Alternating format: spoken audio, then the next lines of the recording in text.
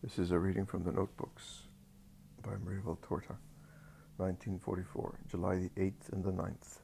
Last night I wanted to observe the hour of Mary's desolation, as I do every week.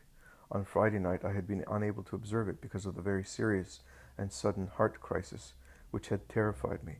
Last night I set about it with fervor, but the dictations have been put in a safe place, and I thus had to act on my own. I was successful in the first part, Mary in the tomb, but later, what exertion! What I wanted to meditate on contrasted with the luminosity and festiveness of the morning vision. But beyond the 3 dismal crosses which my spirit contemplated with her on the summit of Calvary in the evening twilight, I saw the Mother, asleep and blissful, rising into heaven with the fragrant lightness of a large bouquet of white roses borne by the angels to God, and tears and blood were cancelled out by smiles and the whiteness of petals. Just like that.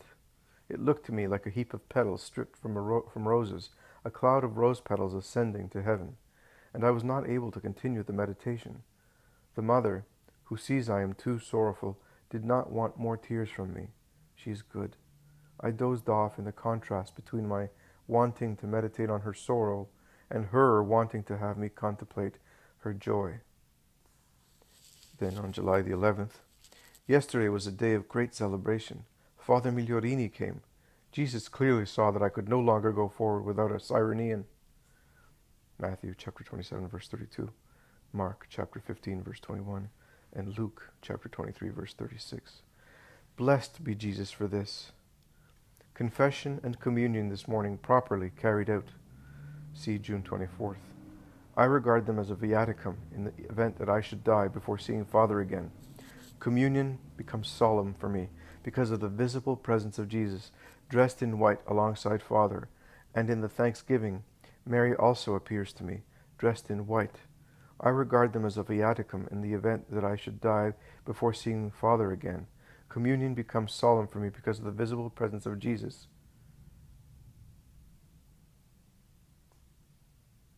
Okay, that's a typo.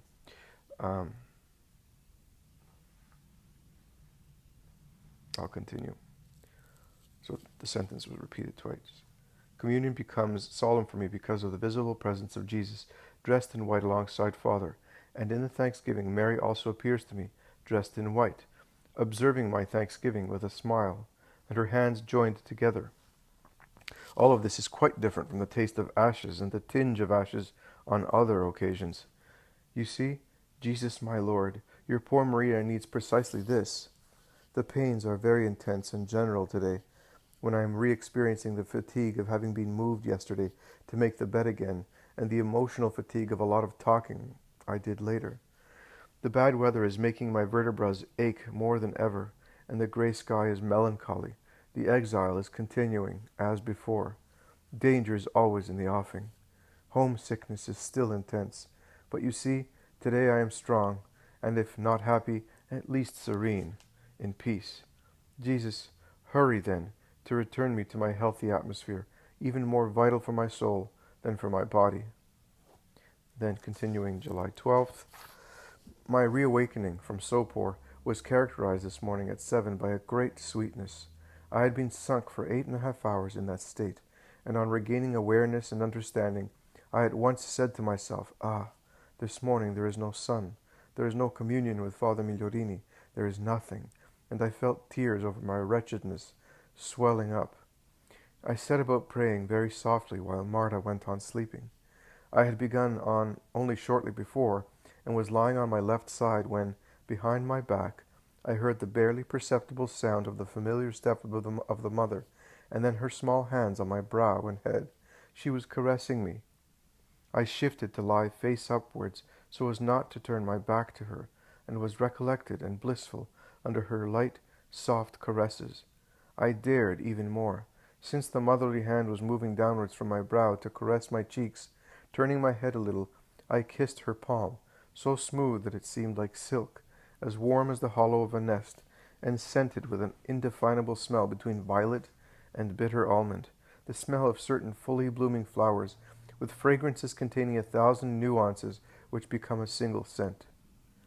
The Mother let me do so, and, just as in a nest, I settled my face in the hollow of the small hand, and, not yet content, I dared to grasp it with my right hand, and kiss the back of her hand and her thin fingers, and continued to move it over my face to feel her caress. The mother smiled and let me do so. What sweetness! And then she urged me to finish my prayers and remain there, nearby, still caressing me. And then she departed, leaving me, as a reminder, her fresh, gentle fragrance, which cannot be classified with certainty among earthly scents. My sadness thus turned into peace. She did not speak, though. For the time being, no one is speaking. Observe, Father, that since I was praying to Saint Therese of the Child Jesus, when I heard the rustling and the first caress of the tapering hand, I thought it was her assuring me that she heard my prayers. Out of the corner of my eye, I also saw the edge of a piece of cloth, which seemed dark brown over her white, thin wrist, and that made me think even more of Saint Therese. But afterwards I had no more doubts.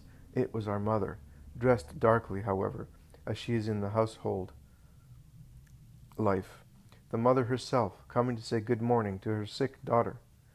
Later, as I think of the joy in the morning, Mary says, "It was really me in my robe as the Queen of Carmel. You pray to me under this title, and pray to my daughter, Therese of the Child Jesus. And since you pray, offer, and suffer for the priesthood and for sinners," see May 29th, "with your intentions you fall within the Carmelite intentions, even though you do not belong to this order. And I wanted to take my kiss of peace to my little Mary, and tell her that she is under the protection of my caresses, for you are loved by the saints of Carmel. And tell her not to be afraid. Always love me under all of my titles. All of them are equally dear to me, because they all come from love, and I shall love you in every need of yours. Do you know what the mother's love is? It is often a miracle of grace. It is always comfort and blessing. Have faith.